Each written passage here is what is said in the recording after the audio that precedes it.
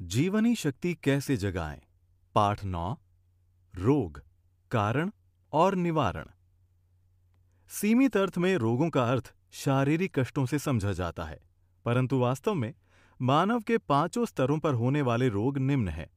पहला, शरीर स्तर पर रोग, बीमारियां। दूसरा, इंद्रियों के स्तर पर, कमजोरी, थकावट या शक्तिहीनता। तीसरा, मन के स्तर पर, चिंता या शोक। चौथा, बुद्धि के स्तर पर, भय या अपमान।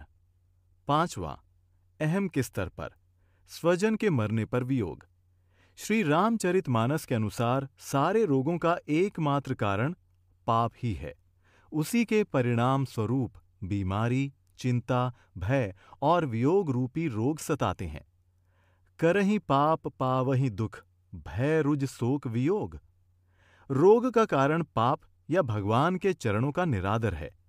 अति दीन मलीन दुखी नितहि, जिनके पद पंकज प्रीति नहीं। उत्तरकांड 13:11।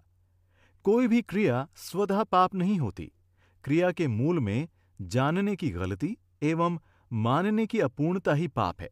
भोजन से जीवनी शक्ति मिलती है, ये हम गलत जानते हैं, ये पाप है। इस गलत जानने के कारण भोजन संबंधी सभी क्रियाएं गलत होती हैं।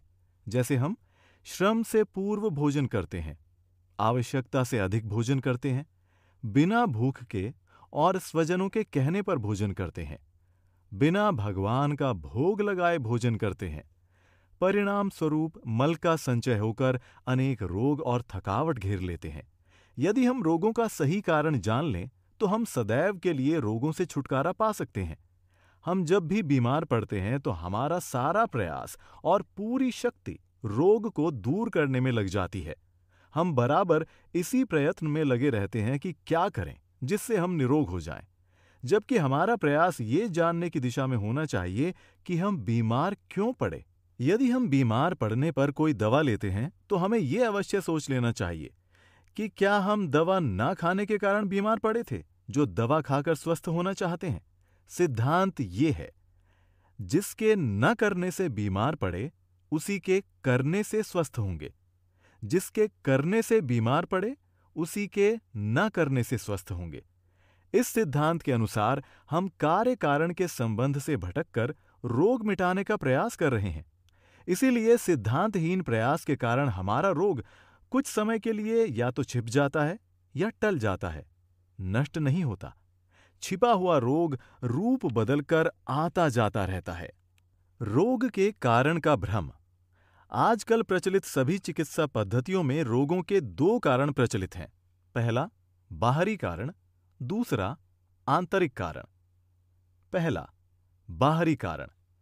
बाहरी कारण में मौसम का प्रभाव, गलत खानपान अथवा कुपथ्य माना जाता है। सर्दी, जुकाम, खांसी, बुखार होने पर प्रायः लोग यही कहते सुने जाते हैं कि मौसम बदल रहा है, सर्दी अधिक है या वर्षा का प्रभाव है। कुछ कहते हैं कि मैंने अमुक वस्तु खा ली, इसी से रोग आ गया। लेकिन सच्चाई ये है कि रोग का कारण बाहर तो है ही नहीं। बाहर तो केवल अवसर है, कारण सदा ही भीतर है। यदि मौसम रोग का कारण होता तो जो प्रभाव आप पर हुआ है वो सब पर समान रूप से होना चाहिए था। इसी तरह खान पान का दोष या कुपथ्य भी रोग का उतना कारण नहीं है। यदि आपका पाचन ठीक है तो भारी भोजन भी आपके लिए सुपाच्य हो जाएगा। जिस वस्तु के खाने से आप रोगी हुए हैं, उसी वस्तु को खाने से अन्य लोग रोगी क्यों नहीं होते? मौसम की खराबी या कुपथ्य से रोग नहीं होते हैं। यदि आप मौसम से बचने का उपाय करते रहेंगे या क्या खाएं क्या ना खाएं के चक्कर में पड़े रहेंगे तो रोगों का मूल कारण कभी नहीं पकड़ पाएंगे और उसको पकड़े बिना अखंड स्वास्थ्य की उपलब्धि मृग मरीचिका की तरह आपसे दूर भागती रहेगी। दूसरा, आंतरिक कारण।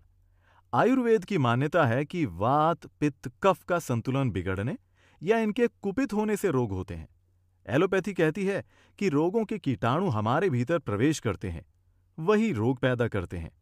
प्राकृतिक चिकित्सा कहती है कि मल संचय के कारण रोग होते हैं। ये तीनों चिकित्सा पद्धतियां अपने अपने कारणों को ठीक कर रोगी को निरोग करने का प्रयास करती हैं, लेकिन वस्तुतः रोगों का कारण ये भी नहीं है। यदि वात पित्त कफ का कुपित होना रोग का कारण है, तो प्रश्न उठता है कि वात पित्त कफ के कुपित होने का क्या कारण है। सत्य तो यह है कि जिस कारण से वात पित्त कफ का संतुलन बिगड़ता है, वही रोगों का कारण है। एलोपैथी की दृष्टि से यदि रोगों के कीटाणु रोग का कारण है, तो प्रश्न उठता है कि इन कीटाणुओं के पैदा होने का कारण क्या है।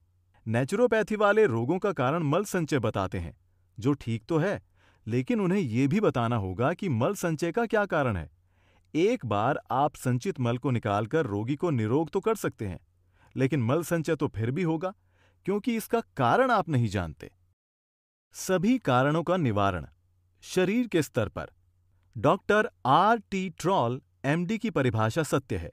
वे कहते हैं, शरीर से, शरीर द्वारा, शरीर से मल निष्कासन की प्रक्रिया का नाम ही रोग है। शरीर के अंदर विकार ही रोग के मूल कारण है, क्योंकि ये ही रोग के कीटाणुओं को जन्म देते हैं, उन्हें अपनी ओर खींचते हैं। मल ही उनका भोजन है। कहावत प्रसिद्ध है, जहां कूड़ा वहां कीड़ा।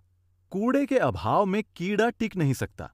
जिस प्रकार धरती की गंदगी अनेक प्रकार के कीड़ों को जन्म देती है, उसी प्रकार शरीर के अंदर के विकार ही नाना प्रकार के रोगों के कीटाणुओं को पनपने के लिए उपयुक्त आधार प्रदान करते हैं। भोजन शरीर के कोशों का निर्माण करता है और स्वास्थ्य के लिए उपयोगी ही नहीं, वरन आवश्यक भी है। परंतु आवश्यकता से अधिक भोजन खाने पर पाचन पर कुप्रभाव पड़ता है। ऐसा होने पर लिवर, गुर्दों एवं रक्त संचार प्रणाली पर काफी दबाव बढ़ जाता है, जिससे मस्तिष्क से संचालित होने वाली नसों में संचार व्यवस्था को भी तनाव का सामना करना पड़ता है, और इस प्रकार शरीर में एक दूषित चक्र बन जाता है, जो हानिकारक होता है। यदि ये प्रक्रिया कुछ दिनों तक लगातार चलती रहती है, तो वो अवस्था आ जाती है जब व्यक्ति की जीवनी शक्ति संतुलन बनाए रखने में असमर्थ हो जाती है। तब संतुलन स्थापित करने के लिए प्रकृति जो प्रक्रिया अपनाती है, वो रोग कहलाता है। भोजन का गलत उद्देश्य लेकर भोजन करने से ही हमारे शरीर में मल संचय होता है। ये मल संचय ही अनेक रोगों को जन्म देता है। चिकित्सा विज्ञान इस बात को स्वीकार करता है कि शरीर में विकारों का संचय होता है। ब्रिटेन में किए गए एक सर्वेक्षण से यह तथ्य सामने आया है कि एक अस्पताल में विभिन्न रोगों से पीड़ित रोगियों में से 90% रोगियों की आंतों में मल एकदम सूख गया था। वो इतना कड़ा था कि चाकू से बड़ी कठिनाई से कटता था। इससे स्पष्ट है कि पोषण से कहीं अधिक आवश्यकता मल को निकालने की है। यदि रोग का कोई लक्षण प्रकट होते ही संचित मल निकालने के उपाय किए जाएं, तो कुछ ही दिनों में शरीर पूरी तरह निरोग हो सकता है। इन उपायों में सबसे अच्छा उपाय उपवास है। उपवास काल में जीवनी शक्ति अधिक वेग से भीतर की सफाई करते हुए सभी संचित मलों को थोड़े ही समय में निकालकर रोग मुक्त कर देती है। उपवास के द्वारा न केवल पुराने रोगों से ही छुटकारा मिल सकता है, बल्कि भविष्य में भी रोगों के आने की संभावना मिट सकती है। इससे जीवनी शक्ति पर पड़ा हुआ बोझ कम हो जाता है और वो और तेजी के साथ शरीर को निरोग बना देती है। रोग की दशा में किसी भी प्रकार का भोजन पहुंचने से रोग बढ़ता है तथा रोगी की आंतरिक दुर्बलता बढ़ती जाती है। जैसे किसी चिकनाई पड़े वस्त्र में किसी रस को सोखने की शक्ति समाप्त हो जाती है और गर्म जल में उस कपड़े को उबालकर ही उसकी वो शक्ति वापस लाई जा सकती है, उसी प्रकार जब तक उपवास द्वारा अपनी जठराग्नि में पड़ी पेट व आंतों की चिकनाई को साफ न कर लें, तब तक वो इस योग्य नहीं हो सकती कि वो भोजन का रस सोख कर शरीर के लिए उससे वांछित पोषण प्राप्त करा सके। यदि श्रम के बाद भोजन और भोजन के बाद विश्राम का क्रम अपना लिया जाए, तो पाचन क्रिया सही ढंग से कार्य करने लगेगी और मल विसर्जन भी संतोषप्रद ढंग से होने लगेगा। सही ढंग से मल विसर्जन का परिणाम ये होता है कि उसके बाद शरीर में स्फूर्ति आती है और क्रियाशक्ति बढ़ जाती है। जब मल विसर्जन के बाद भी शरीर में भारीपन महसूस हो, तो समझना चाहिए कि आंतों में अभी काफी मल भरा है। जब इस संचित मल को निकालने का प्रयास नहीं होता है, तो मनुष्य रोगग्रस्त हो जाता है। पर रोग आने पर भी मनुष्य सचेत नहीं होता और न इस बात का ही पता लगाता है कि रोग क्यों आया और कहां से आया। ऐसा जाने बिना ही वो औषधियों की शरण में चला जाता है। वो ये समझने का प्रयत्न नहीं करता कि रोग तो शरीर में अनावश्यक मल संचय का परिणाम मात्र है और उस मल के निकलते ही रोग स्वतः चला जाएगा। जब ऐसा ना करके वो औषधियों के चक्कर में पड़ जाता है तो उसके लिए उस चक्कर से निकल पाना कठिन हो जाता है। औषधि कभी कभी कुछ समय के लिए रोगों के लक्षणों को दबा देती है और रोगी भला चंगा दिखाई देता है, किंतु मूल में रोग होने से उससे छुटकारा नहीं मिलता।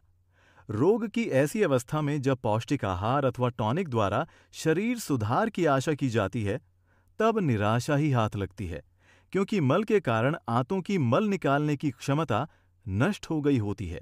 जिसे हम रोग समझते हैं, वो प्रकृति द्वारा संचित मल को बाहर निकालकर शरीर को शुद्ध करने का ही एक प्रयास है।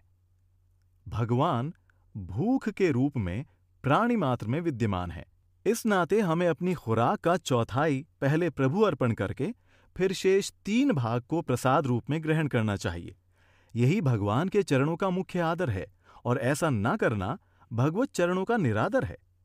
सभी सद्ग्रंथों ने अकेले खाने को पाप माना है। श्रीमद् भागवत ने बिना अर्पण किए भोजन करने को दंडनीय अपराध घोषित किया है। यावद भ्रियते जठरम तावत स्वत्वम ही देहिनाम, अधिकम यो भिमन्येत सास्तेनो दंडमर्हति। अर्थात जितने से मनुष्य का पेट भरे उतने पर ही उसका अधिकार है। जो इससे अधिक को अपना मानता है वो चोर है और उसे दंड मिलना चाहिए। इंद्रियों के स्तर पर थकावट का कारण अम्ल है। यदि शरीर में अम्ल का असंतुलन ना हो तो अधिक से अधिक श्रम करने पर भी थकान का अनुभव नहीं होगा तथा हर समय स्फूर्ति बनी रहेगी। अम्ल एकत्र होने का कारण अम्लयुक्त भोजन तथा दूषित विचार हैं। अम्लयुक्त भोजन में चाय, मांसाहारी भोजन, दालें, मूंग को छोड़कर सूखे मेवे आदि प्रमुख हैं।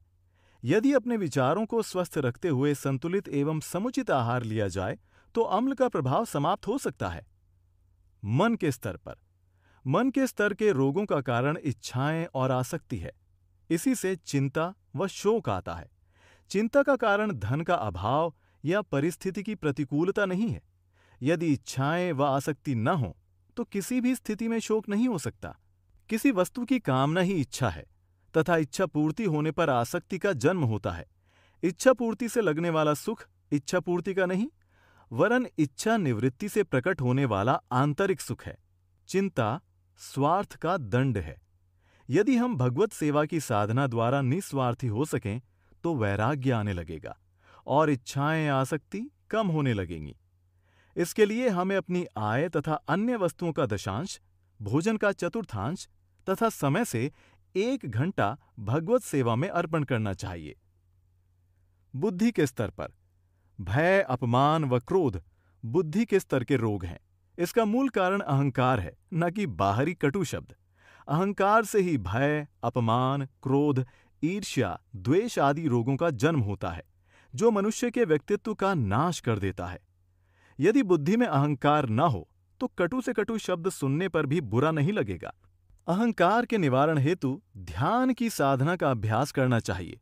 दिन भर में 3-4 बार आंख बंद करके बैठने से अंदर का ज्ञान प्रकट होता है। तब चेतना मान, अपमान, भय व क्रोध से ऊपर उठने लगती है। अहम के स्तर पर स्वजनों की मृत्यु पर लगने वाला वियोग का दुख ही अहम के स्तर का रोग है। इस दुख का कारण स्वजनों की मृत्यु नहीं, वरन हमारे अहम में उनके प्रति मिथ्या अपनत्व है। यदि मिथ्या अपनत्व न हो तो किसी के भी मरने पर वियोग का दुख नहीं सताता, क्योंकि अपनत्व का संबंध तो केवल परमात्मा से ही है। उसी परमात्मा के हम अंश हैं और परमात्मा से कभी वियोग होता नहीं, अतः रोना कैसा। यदि भगवान के प्रति ऐसा समर्पण हो जाए तो इस रोग से मुक्ति मिल सकती है।